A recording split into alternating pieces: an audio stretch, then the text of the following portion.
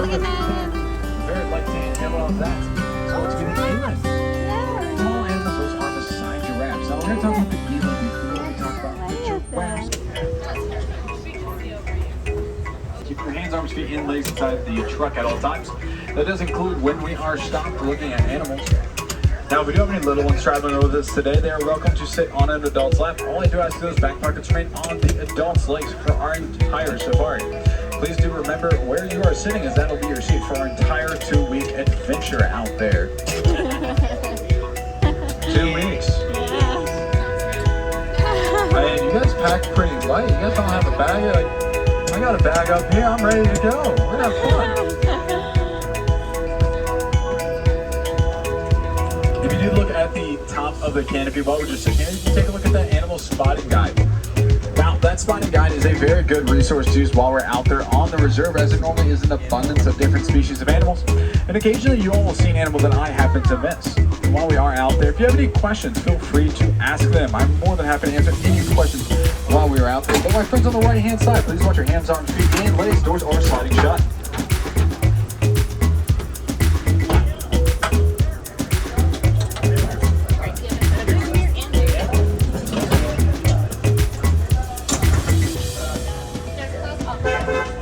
Asante onward means thank you in Swahili. We have another thing we like to say here in Harambe, is Twinde, and Twinde means let's go. Jambo, everyone, and welcome to the Kilimanjaro Safaris. My name's Andrew, and I'll be your safari guide for today. Now, we are just going to get right on into our safari today, and we are going to start in the Little Aturi Forest.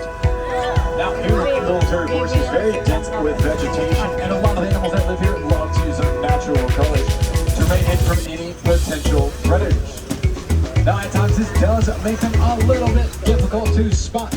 But over on the right-hand side, look all the way in the back as we get to get some more views of it. You'll see a brown animal with some zebra stripes on their back end. That's an okapi. Now, the okapi is doing what it does best, hiding. There it comes. Now, okapi are the only living relative of the giraffe. Now, we know that based on their skeletal structure as well as the prehensile tongue that they possess. Now, they were thought to be the unicorns of Africa for the longest time, as they were not discovered by the Western world until 1901. Now, it took another 65 more years for researchers to find a baby okapi out in the wild. Now, the reason for that is because for a month after being born, the baby okapi will do anything and everything in its power to make sure that its scent remains unfindable. That does include not going to the restroom. There you go. Look at that. Now, coming up on our right-hand side, there'll be a tan-colored animal right here. Now, that is the greater kudu. Now, we'll talk about the greater kudu here in just a moment because its cousin, the bongo, is right here as well. Now, the bongos are the brown and orange-colored animals. Now, both male and female bongos have those horns, while only the male greater kudus have horns. So that one that we did see is female. Now, bongos will use those horns to be able to move through vegetation without getting tangled up. The really cool thing about both of those species are those white stripes that they have on their midsection. You see, both of them love to hide within the trees, and those white stripes actually mimic sunlight coming through the tops of the trees. So it aids in their camouflage and allows it to be even more hard to find. Now, friends, we are going to head out over to the Safi River. Now, over in the Safi River, we can normally find animals who love to hang out near bodies of water. Now, there will be 2 bodies of water, one on our right, one on our left-hand side. We are going to look between the two, as there's no telling what we will find.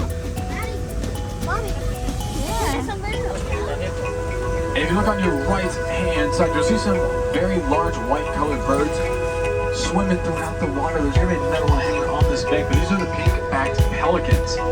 Now, pink-backed pelicans get their name because they get a pink coloration during mating season. The really cool thing is their skin that changes colors, not their feathers. If you look off to your left-hand side, there are actually 3 hippos in the water there. Now, these are Nile hippos. Hippos do weigh about 5,500 pounds. When they're first born, they weigh anywhere between 50 and 100 pounds. Now, Nile hippos have the ability to hold their breath for up to 8 minutes at a time.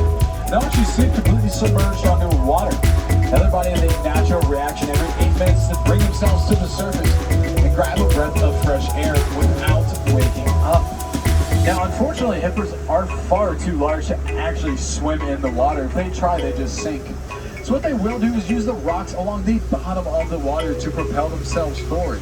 And that is how they will move about. There's another animal coming up on our left-hand side. You'll see some Nile crocodiles trying to get some sun. Nile crocodiles are the largest crocodilian species in all of Africa.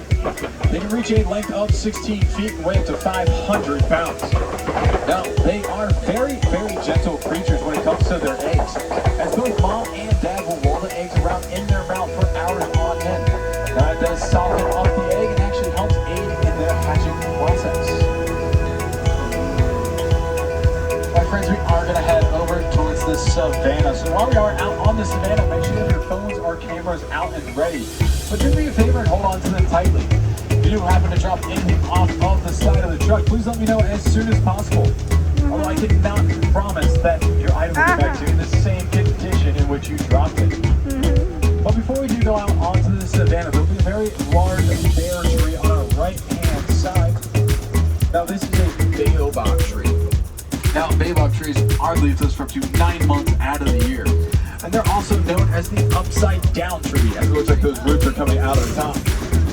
Now, baobab trees play a very vital role out here on the savannah. See, the baobab tree can hold 30,000 gallons of water. So during times of drought, during dry seasons, animals will actually use the baobab tree as a water source. Now, because of that, the baobab tree got another nickname. They sometimes call it the tree of life. And we are going to continue along here on the savannah. But if you take a look at the grass and the trees out here, it looks perfect, almost Disney perfect. Now the really cool thing is that no humans will touch the grass or the trees out here. It is all the animals that live out here on the reserve. Some of the taller animals, like the Maasai giraffe, love to keep the trees nice and trim. While some of these sprawling grazer animals love to eat the grass nice and cut.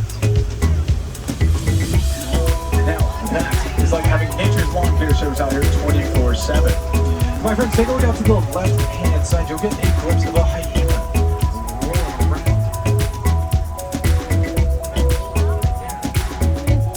Now, hyenas are part of their own species called Hyenidae. The really cool thing about hyenas, they only have 2 toes. Now, a lot of people did think they were scavengers, but in all reality, they just finished their entire meal, and that includes the bones. Over on the left-hand side, you'll see some very long-horned animals. Now, these are the Ankole cattle. Now, Ankole cattle are one of 2 domesticated animals that live out here on the reserve. They're also known as the Watusi cattle, after the Watusi tribe that first domesticated them. Now, those horns are about 5 to 6 feet in length, tip to tip. While they look very heavy, they're actually pretty light given their size. They only weigh about 30 to 35 pounds. Now, the reason they are so light is actually due to the honeycomb-like structure on the inside. That honeycomb-like structure actually allows blood to flow up into those horns, cool off, and then come back down into the Ankole cattle's body. And that is how they will regulate their body's temperature on very hot days.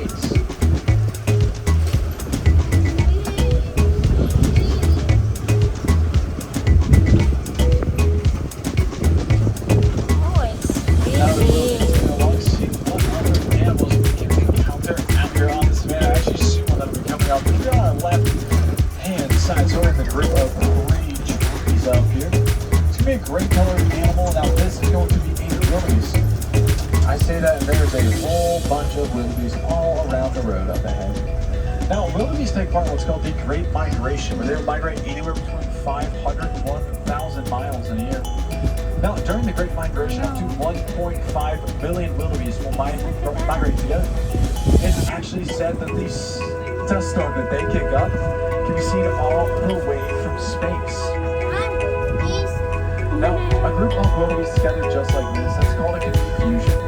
It's called a confusion for very good reason. You see, when a predator tries to attack the group, they will all run in separate directions as to confuse the predator.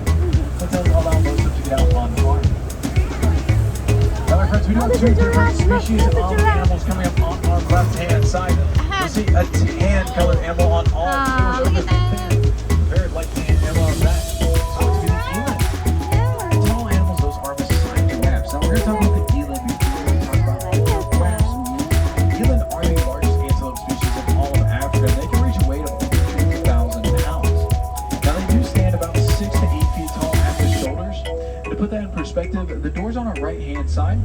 6 feet off the ground.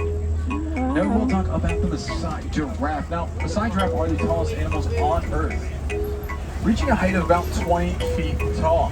Now, when they are first born, they're about 6 feet tall. Now, the really cool thing about giraffes is they only sleep about 30 minutes a day. Could you imagine that? What? Now, they will sleep in short minute-to-minute increments all throughout the day. Most of the time, they will sleep standing up. It's the only time you will see a giraffe sitting or laying down, as if they are extremely comfortable in their environment. Now, we did see the giraffe's cousin earlier on the okapi. Now, both the giraffe and the okapi have a 16-inch long purple tongue. Now, those two animals are actually the only two animals in the world that are able to lick their own eyeballs. Now, over on the left-hand side, if you look through the trees, you'll actually see an African elephant walking around there. Try to continue along, see if we can get a better view of that African elephant. Now, unfortunately for African elephants, unsafe mining practices all throughout Africa, like habitat loss. Now, this has forced them to move closer to kids, and a lot of times they go right through farmers' fields. Now, farmers were poaching elephants to keep their crops safe. Well, here at Disney's Animal Kingdom, we wanted to find a solution to that problem, and our researchers actually found out that elephants were scared of bees. Now, our researchers actually traveled all the way to Kenya and helped farmers construct bee high fences to keep those elephants safe. Now, over on the left-hand side, those are the greater flamingos. They're making quite a ruckus this evening. Now, greater flamingos are the light shade flamingo of all the flamingo species. Now, they get that pink coloration from their diet, which consists of shrimp. Now, from that shrimp, they receive what's called beta-carotene. That is what turns those feathers pink. Now, there are actually two species of flamingos here at Disney's Animal Kingdom. The greater flamingos that we just saw, as well as the lesser flamingos. Now, the lesser flamingos can be found just to the left of the tree of light we're looking at from the entrance. And if you have some extra time in your day, I suggest heading over that way to see if you can spot the difference between the two species. Now, coming up on the left-hand side, I know there's no animals, but look just to the right of that green truck there. You'll see a mud swallow. Now, mud swallows are normally pretty good indications that white rhinos are nearby. See, white rhinos have extremely sensitive skin. So what they will do is actually roll around in the mud like a puppy and coat themselves from head to toe. And that is how they keep their skin safe from the sun's harmful rays, as that mud acts as a sunblock for the white rhino.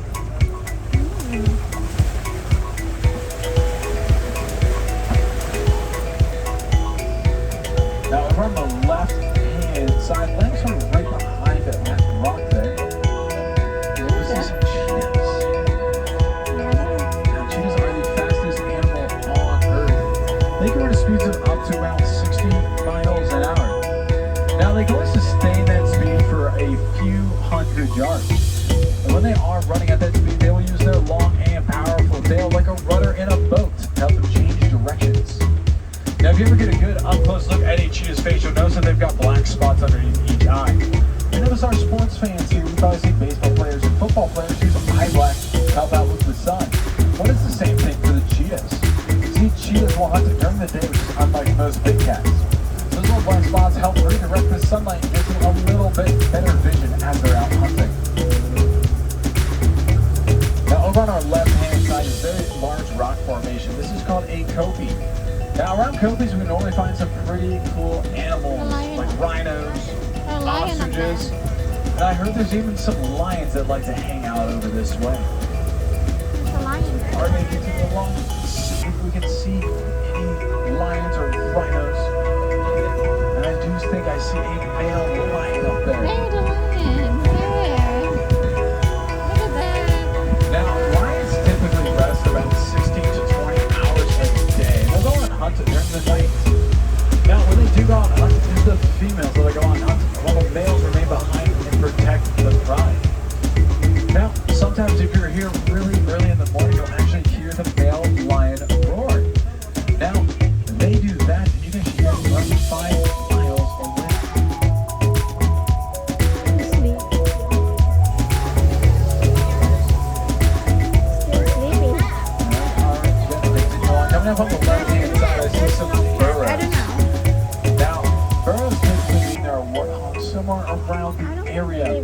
See, warthogs are the Here. largest burrowing mammal. Only They'll the actually left. back themselves into their burrows at night. Now, they do that to help deter any predators from attacking them while they sleep, as it shows off their big and powerful tusks. We do have two animals coming up on the right-hand side, so all by itself over there, that is going to be a bottebok with that white-colored face. Then to the left of the bottebok, you'll see two more animals inside those trees. Those are the waterbuck. Now we'll talk about the waterbuck first. Waterbuck are part of the wildebeest family, so you would think that they love to migrate. Well, it's actually the complete opposite, as they will find their favorite water hole and never travel more than 200 miles away from it. Now, Bottebok have truly the most amazing conservation story I've ever heard. Back in the early 1900s, there was only 20 of them left in the entire world. And a farmer notices and fits them all in, helped revitalize the species. Nowadays, there are about 3,000 Botteboks that live in the world.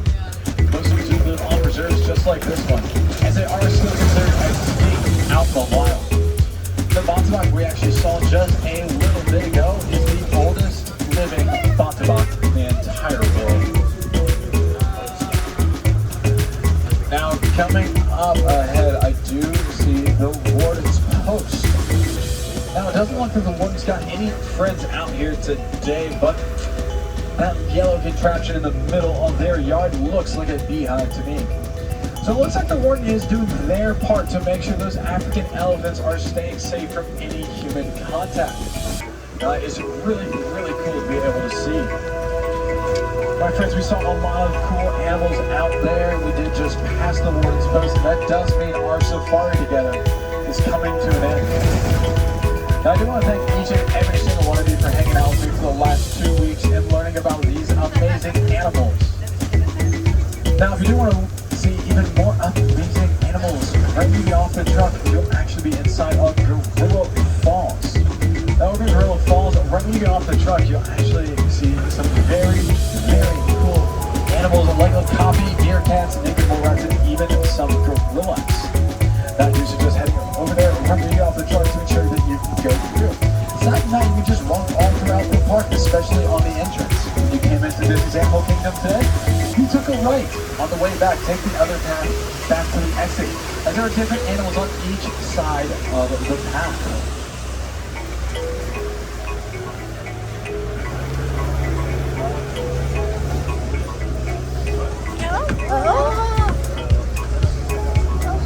Now, my friends, a lot of the animals we saw out there today do need our help.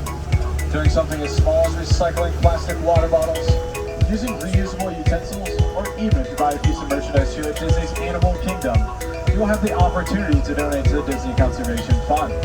Now, this fund helps animals all over the world, not just the ones you saw on today's safari. Now, Disney will match all donations dollar for dollar, cent for cent, so it is like you are doubling your donation.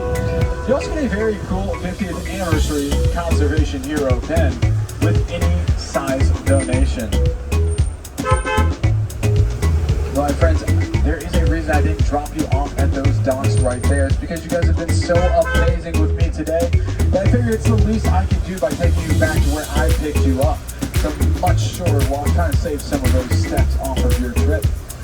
But while we are just hanging out for a little bit of an extra time, there are some other really cool areas to check out here at Disney's Animal Kingdom. One of my favorite places to go is Pandora.